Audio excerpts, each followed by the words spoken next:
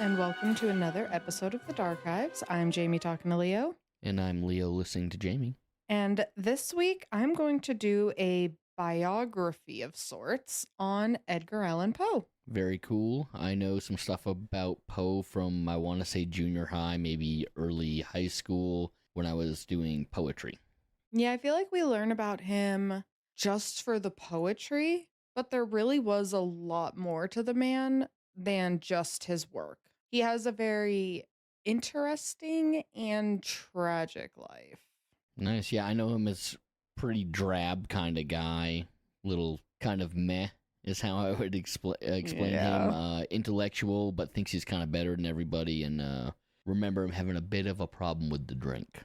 That is going to be a through line throughout our entire tale today. But off top, I want to say I only had one source for this episode, and that is a book called A Mystery of Mysteries, The Death and Life of Edgar Allan Poe by Mark Dawidziak, is how I'm going to say that last name. Mark D. Yeah. You guys can follow us on Instagram at Darkives Podcast. And I believe we also have a thread set up now. We have a thread set up now. Cool. And you guys can send us an email at thedarkivescommunity@gmail.com. You guys can send in some suggestions, anything like that. We'd love to hear it. You guys could also leave a comment or a rating for us. Any little bit is greatly appreciated. Yeah, and with that, let's get into it. Edgar Poe was born in Boston, Massachusetts on January 19th, 1809 to David Poe Jr. and Elizabeth Eliza Arnold Hopkins Poe. I mean, from the get-go, he had a bad dad, and that's sad. David Poe had originally set out to follow in his father's footsteps as a lawyer. He was studying law with like an esteemed Baltimore lawyer, but those plans got put to the side after he started a thespian club with some friends. He quickly realized that he wanted into the theater lifestyle.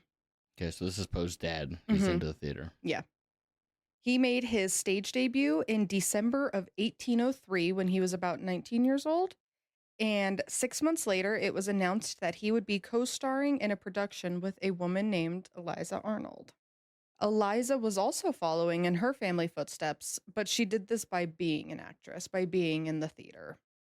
She made her stage debut at just 9 years old at Boston's Federal Street Theater and was almost like immediately recognized as being a great talent.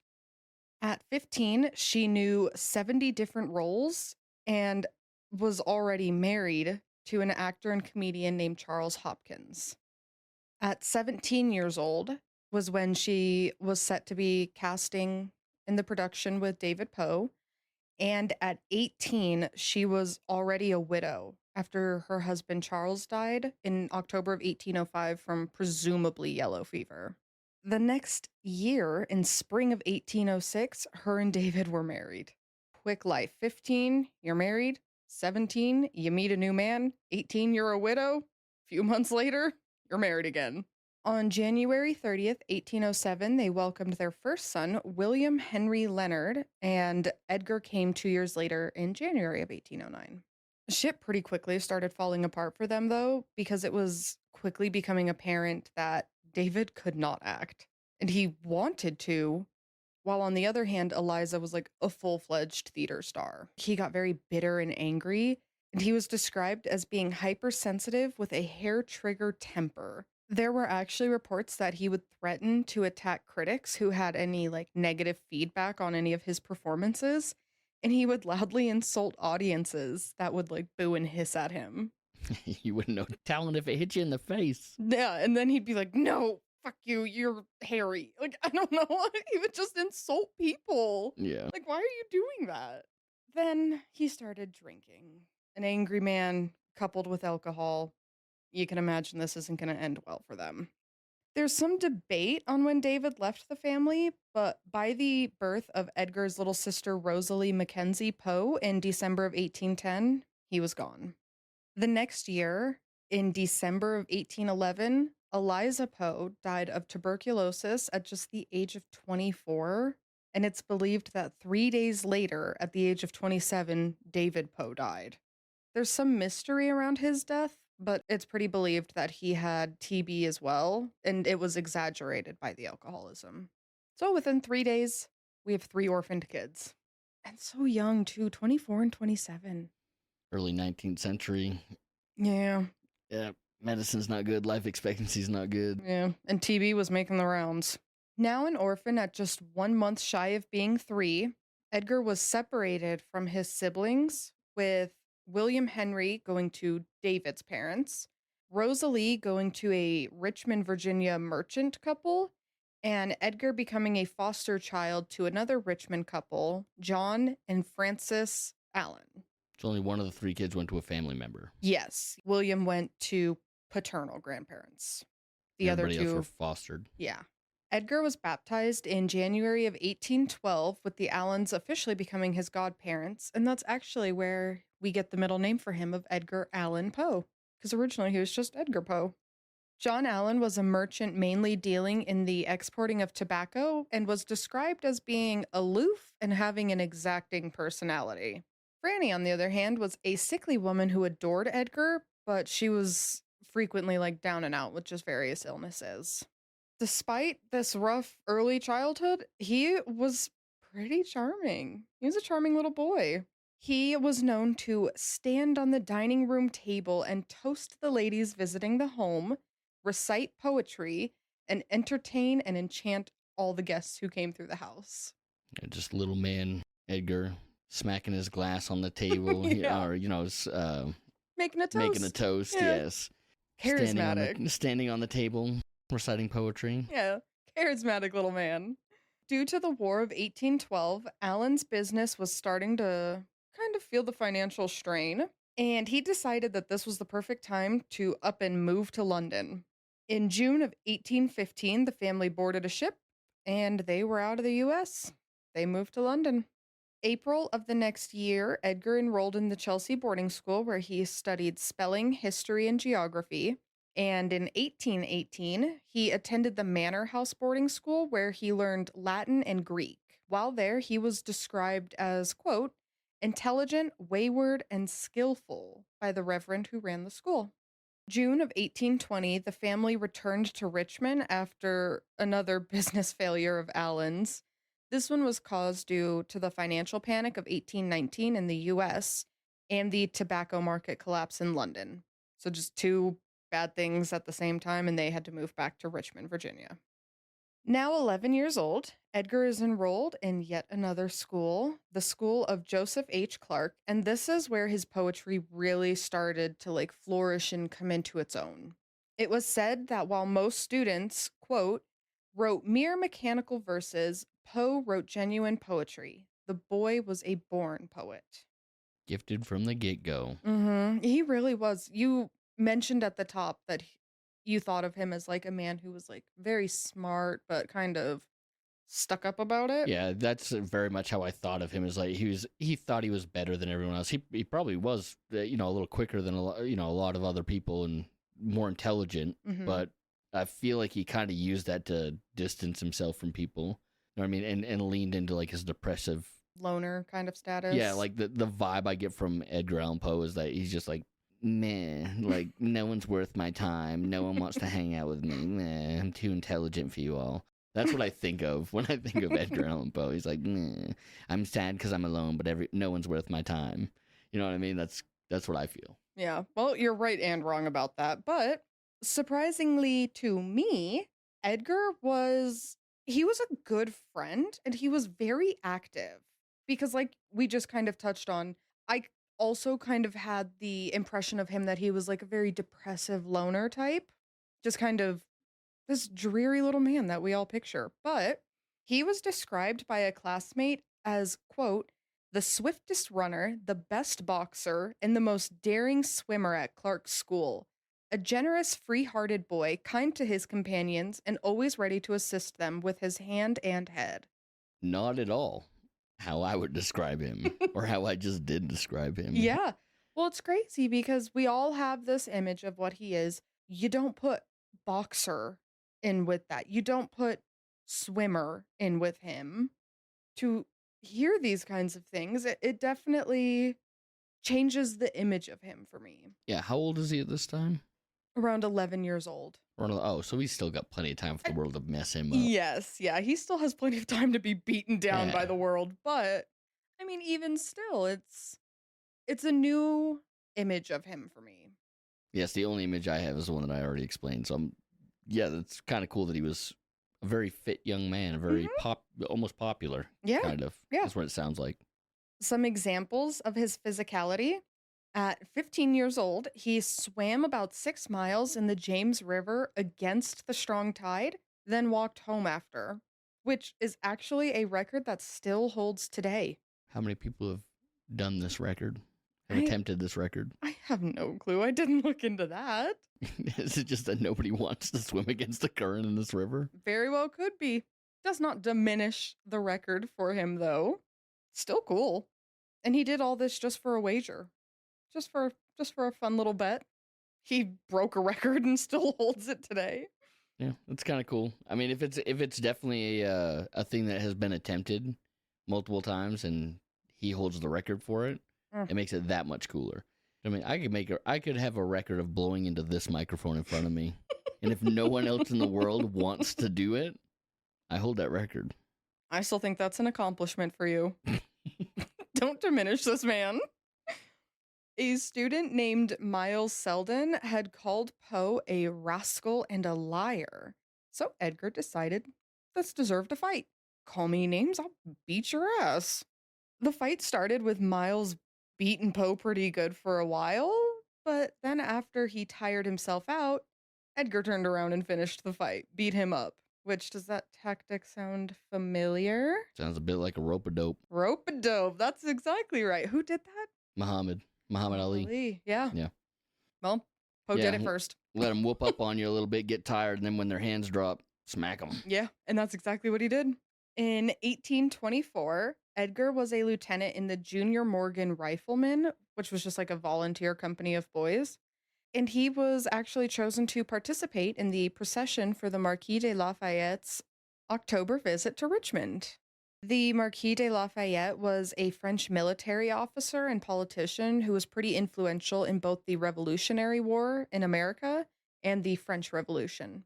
Now, in his teen years, Edgar started to get a little angsty, which I'm going to start all this off by saying I do not blame him. We've all been teenagers. We all remember the emotional turmoil of everything at that time. Yeah, he's also a teenager that's dealing with the loss of two parents, and he's a foster child now. Yeah, separated or adopted now, so he's an adopted son now. Yeah, but like separated from his siblings, lost both parents, exactly like you just said. He had a bit of a rough beginning, so I'm gonna grant him some grace on being an angsty teen, if I'm being honest. I gotta hear what he was up to before I offer any grace.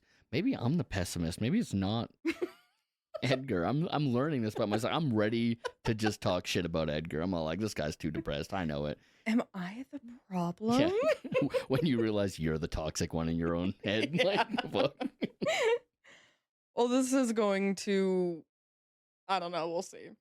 He started to feel both alienated and superior to his classmates at the same time. So yeah, just only bolstering exactly what you I'm pretty sure I thought. said that earlier. Yeah. Yeah. It was around this time that he began to romanticize the loner role while at the same time trying to occupy different worlds, like different social worlds. He was in the rifleman company, he had the classmates in school, neighborhood kids, being a theater kid. He was a chameleon of sorts, kind of just being who he needed to be in each different group, each different social group that he was in at the time. Also around this time, John Allan started to become a bit more critical of Poe. In his childhood years, Allan had written to people saying things like, quote, Edgar is a fine boy and reads Latin pretty sharply. Or, quote, Edgar is growing wonderfully and enjoys a good reputation. He is a very fine boy and a good scholar. Adopted dad holds him in pretty high regard. Yeah, in his childhood, it seemed like he had very positive things to say about him. But now in his teens, John Allan is saying things like, quote, the boy possesses not a spark of affection for us, not a particle of gratitude for all my care and kindness toward him. or describing him as, quote, miserable, sulky, and ill tempered to all the family. Which, again, I'm going to say, I'm not blaming Edgar right now. Not for this. Like, what teen is overly, well, there might be some, but most teens are not like overly grateful and loving and so appreciative of everything. Kids go to the dark side of the moon in their teens. Yeah, I mean, I've known teens to do things like, it's the stereotypical, like, go to the room and shut themselves out. Right? Exactly. No, I don't want to hang out with my family. I don't want to do that. I just want to. I'm handling my own stuff. I'm trying to figure out who I am as a person, and I'm doing it alone. Yeah. So, like, I'm not going to blame Edgar for these kinds of things, but John Allen, he very much will hold this over Edgar. And, like, it kind of starts the beginning of resentment towards each other on both ends, which isn't fair, in my opinion. But I don't know. I'm not a mom. I've never raised a teen, so I could be talking out of my ass, but I don't think it's that big of a deal right now. Allen appeared to view Edgar as less of a son and more of like a ward. He never let Edgar forget, quote, his dependence on his charity. Meaning, like, Yeah, yeah, I'm the reason you're able to do all the things you're able to do. exactly, yes. Edgar loved his adopted mom, though. He absolutely adored her and started to truly dislike, outside of just like John Allen's attitude, the real hitting point for Edgar was when he learned of John Allen's infidelity in the marriage. You know, mom's sick, laid up a lot, and what, dad's out courting other women? I'd be mad too. Yeah, definitely. Especially caring for his, loving his adopted mother. Yeah. Yeah, he really did care about her because she genuinely cared about him. Yeah, and then this guy's over here talking smack about you, Yeah. and also getting his thing wet on the side. Yeah. Not only are you a jerk to me, but you're being mean to mom too. Like, Yeah. fuck you. Edgar always wanted kind of like a more present mommy figure in his life, which unfortunately, adopted mom couldn't do. She was sick a lot. So he found Mommy one. sounded so dirty there. Okay. Mommy figure? Okay. Mother. Sorry. I wrote mommy. I don't know why I wrote mommy. It just sounded. Ugh. Yeah, that's fine. I'll redo that. Made me shiver a little. He needed a mommy finger. Okay, I'll redo it. I'll redo it. I'm gonna redo this. Okay. A more present motherly That's figure. exactly what I'm gonna say. Yes. Okay. Just trying to assist. No. That. Yeah. That. What's Edgar looking for? Edgar was always looking for a more present maternal figure. While he did love Franny, she was sick a lot, so she couldn't be the full-time figure that he wanted. He found this in Jane Stainard, who was a friend's mother. He felt that they were kindred souls, and she had become a second mother to him who would like console him and comfort him, just be that role, fill that role that he was looking for. Yeah, a more active motherly figure. Yes. However, just a year later, she ended up dying. And The friend? yes, Jane Stainard died. Wow. And this deeply affected Edgar. He began having nightmares and would frequently visit her grave. Like, I think this was the first death that he could actually remember. With mom dying when he's almost about to turn 3. You don't really have any memories of that. But this one really did, like, hit deep for him. She's actually the inspiration of his poem, To Helen. At 16 years old, he met and fell in love with a neighbor girl named Sarah Elmira Royster, who was 15 years old, and they secretly became engaged. Ooh, high school romance. Yeah, he's kind of following in like mom's footsteps of marrying very young. Yeah. Gotta get it done quick. February of 1826, 17-year-old Edgar left for the University of Virginia while still writing to Elmira. He did want to keep this relationship going while furthering his education. Elmira's dad, however, did not agree with this little secret love thing. So he started intercepting the letters from Edgar, which led Elmira to believe that Edgar had just ghosted her. So she ended up moving on and marrying a businessman named Alexander Shelton the next year in 1827. These women do not wait. I'm telling you, you gotta get it done quick. What, you're 17 and you're not married? How are you? In what are we, like 1827, she married him. Yeah, 1827. Yeah. Gotta move quick. Mm-hmm. We're all dying at the age of 27, so you gotta move quick. At this time, John Allen came into a significant amount of money after his uncle passed away, but he was very stingy with it. Poe wrote to Allen saying, quote, "The expenses of the institution at the lowest estimate were $350 per annum. You sent me 110." Annum is a year, right? Yes, yeah, per year. Okay. Which, could you imagine going to college for $350 a year? Yeah, but still, could you imagine going to college and then your rich father Doesn't even send you a third of the money that you need? Yeah, but you just came into all this money and you can't help me. Like, you agreed to take me in. Did you forget that? Nobody forced you. Short of money, Edgar started gambling, and this ended with him being in even more debt, maybe up to or more than $2,000, but the actual number is debated. But even still, we'll go with 2,000. Oh no, you were short 200. Now you're short 2,200. I'm kind of taking adopted father's side here. With the gambling? Yeah, he didn't have enough money, so his first resort was to gamble. He's so intelligent. He should be able to make money. I mean, he's intelligent, but I guess not at gambling. Yeah, that's a degenerate's game, right? People who are going to like make money. That's degen behavior. Whereas, like, for the most part, gambling is a game of luck. Yeah. You shouldn't bet, This bet much. your livelihood on it. Yeah. It's disposable income. This is also where we get the first reports of him having a problem with alcohol. It was said that he would get drunk after just one glass of wine. Is that because he had drank so much, or is that because he has like some kind of medical condition that It's makes not, him? yeah, so it's not fully known.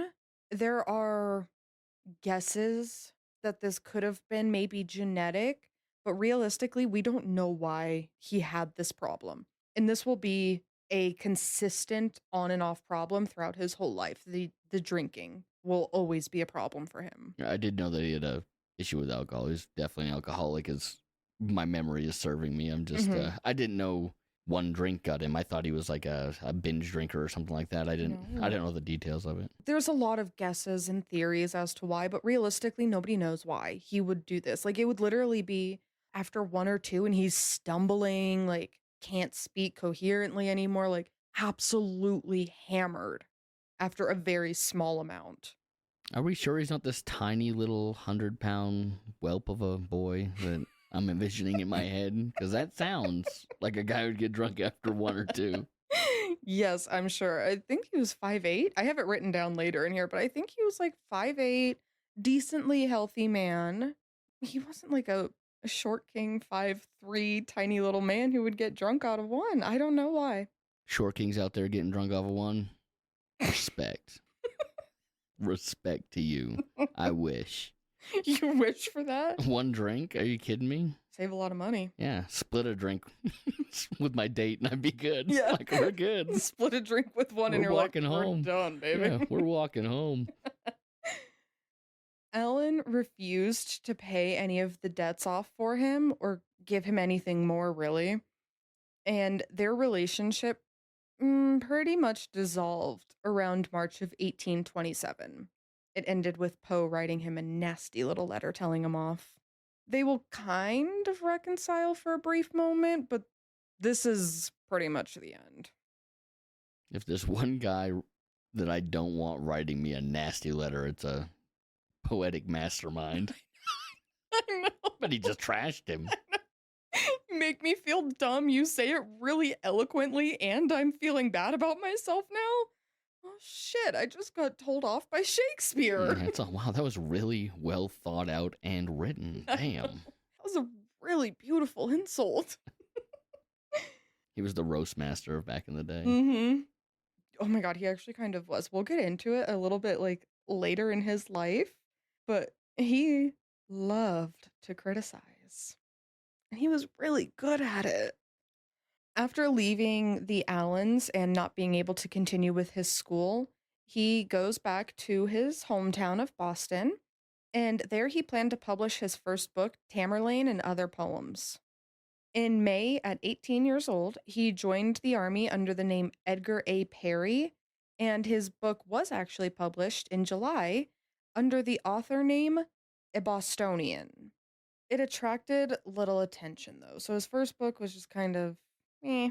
Yes, Yahoo from Boston wrote this. Who cares? A Bostonian wrote this? I don't Yeah. give a shit. And he wasn't even a Bostonian. Yeah, he was born in Boston. Where he grew up. He grew, yes, no, yeah, he grew up in Richmond. Yeah. No, I was born in Exeter, but grew up in Seabrook. You know, like, Yeah. you know, type of thing. Yeah, I don't know, I can't I remember. guess maybe it is where you're born. I don't know. I don't hold that much weight on it. But then I correct it. I'm criticizing. See, I'm just modern day Edgar, just being a dick. Oh my god. While in the military, he bounced around the East Coast, like just up and down. And he actually gained the highest rank for a non-commissioned officer of sergeant major. By December of 1828, though, he was kind of over it and he wanted out. An officer in the military said that he would let Edgar be discharged, but only if he reconciled with John Allan, which I find to be very bizarre, but maybe they had a more like personal, close relationship with each other where he felt that he could have that input in Edgar's life. I guess the army was a little more lax back in the day. Yeah, it was a very odd caveat to this, but I mean, okay. Alan was kind of being a dick though and ignoring all of Poe's letters. Like Poe sent a few different letters trying to kind of rebuild the bridge, but he wasn't getting anywhere. Finally, after the promise of leaving the military but then going to West Point, John Allan agreed to pay the required money to be discharged. And this also came at the same time that Fanny died, also of tuberculosis. So it's, This is West Point Academy. yes. He said that he would leave the military, go to West Point, which if Is he training to be an officer? I have no idea what he was doing with this because correct me if I'm wrong, but is West Point not a military school? No, Like a training? The West Point Academy. Yeah, I believe it is. Yeah. So I don't know if this was maybe just a way to be like, look, I'm not just gonna go run around and be crazy. Like I do have a plan. I don't know if that's what the West Point could have been something different. Like it's hard to tell with the 1800s. Yeah. You don't know. This could have been the original West Point. It could have been something else. But my first knee jerk is he's leaving. the military. He's paying to get out of the military early Mm-hmm. to go to a military academy. Yeah. But also, mom's dead. So now it's. Did that just happen? I said that, yeah. Did I miss that? Yeah, Well, you did. I was so caught up on the going to the military school that I missed that. Yeah, you Holy did. smokes! So okay, so When they're figuring out his discharge, she dies of tuberculosis. this dude is down 3 mother figures now. Yes.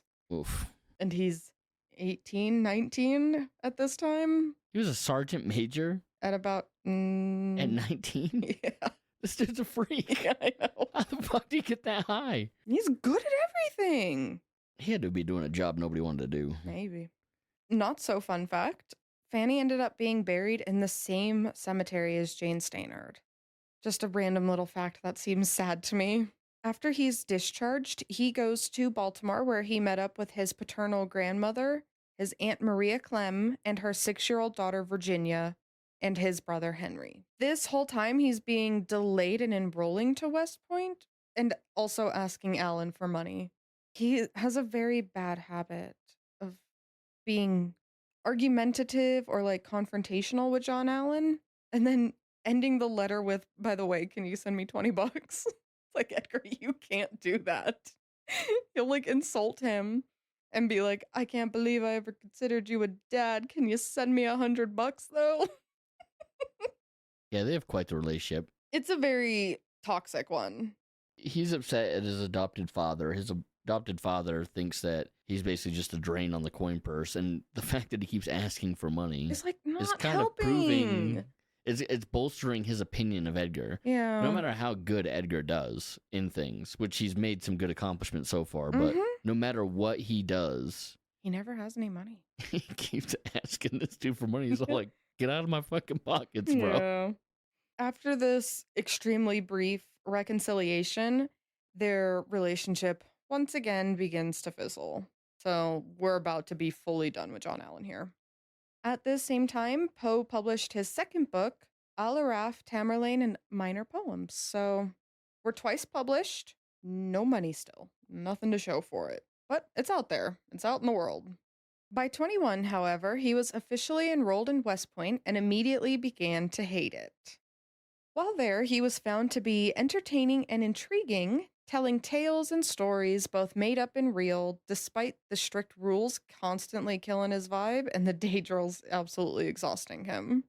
By December of 1830, John Allen and Edgar were officially done, ending the relationship with a final letter declaring himself forever through with the orphaned boy he had taken into his home 20 years before. He's finally cutting ties Yeah, and this for the will second time. Yeah, and this one will be final.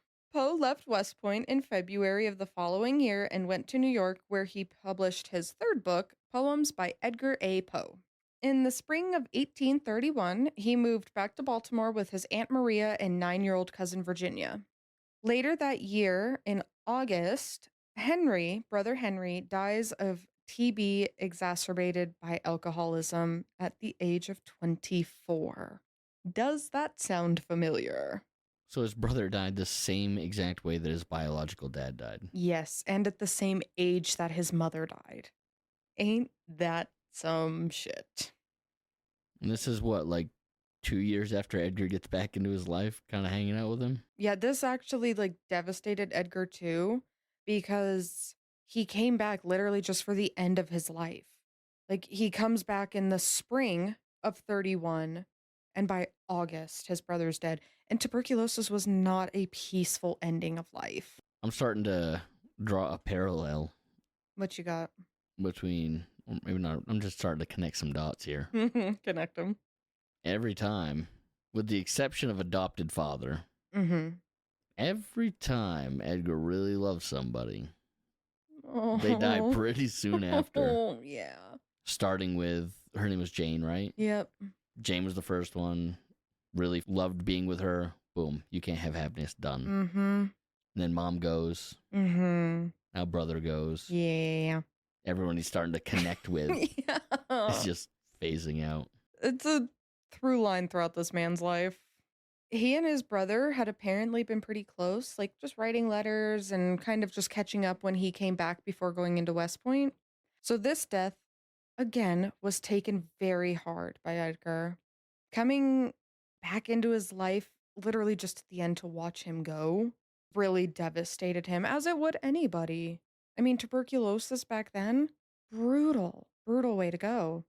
What did they call it back then? Consumption. The consumption. Consumption. They've got the consumption. You know, I thought consumption was like a pretty way to say like death by alcohol until I was like in my late teens, early 20s. I thought consumption was like drank himself to death. During the next few years, this is kind of when he continues to turn into the caricature that we know him as, where he starts only wearing black. So we're kind of getting into that macabre version of himself. He gets a few short stories published and works as an editorial assistant and teacher in the fall of 1832. So, making it work, right? We're trying. In June of 1833, Poe submitted a short story and a poem for a contest being run by the Baltimore Saturday Visitor, and he actually won the short story competition, winning $50. It's said that he also won first place in the poetry, but since he had won first place in the short story, they didn't want to have him win both categories, so they gave him second in poetry. Yeah, can't have Poe win everything, Mhm. I guess. Mm-hmm. I mean, he's already lost a lot. You think you'd throw him a bone, but Give him another 50. Cripes. You guys are already giving it to somebody. Just give Right. it both to him. If he won, then he won. yeah, you can be that good. Yeah, and he was that good. By March of 1834, so just the next year, John Allen dies. He left behind an immense fortune, 8 houses, stocks in banks and railroads, land holdings, a lumber house, and more than 200 slaves. Ew, John Allen. His new widow and their 3 children, and even his illegitimate children, were listed in the will, but Edgar was completely left out of it. He got nothing. The next year, he took a job as an unofficial editor of a magazine back in Richmond, where he would be making $15 a week. He gladly took this job, but was saddened by the idea of leaving his Aunt Maria and cousin Virginia behind in Baltimore.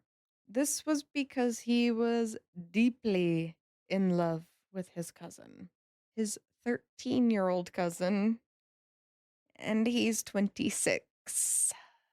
So Back in the day, pretty common. Still I'm weird. I am not going to say that it was common for a man to love his cousin who's half his age, literally half his age. And it's his cousin. Tell me that wasn't common. I can't think about it. September 22nd, a marriage license was taken out, and by May 16th of 1836, he and Virginia married, with her age being marked as 21. So clearly there was maybe something to say about it. You're not going to lie about the age if you feel like it's appropriate. You know what I mean? He now had married his cousin, and his aunt would now be referred to as Mother or Muddy. Not positive why Muddy, I think I got a good idea. because the relationship was muddy. Because he's muddying up the bloodline. Gross. Well, I think that's a good point to leave off today for part 1. If you guys are liking what you hear so far or want to get a little deeper dive into it, you can go do exactly what I did and pick that book up at your local library. And for anybody who doesn't have a library around them for some reason, I will put a link to the book, like an Amazon link, in the description. So that way you guys can pick it up there if you want to. And it would help support the show also. Yeah. Join us next week for part 2, where we get into his later life and the mystery surrounding his death. See you guys next week. Goodbye.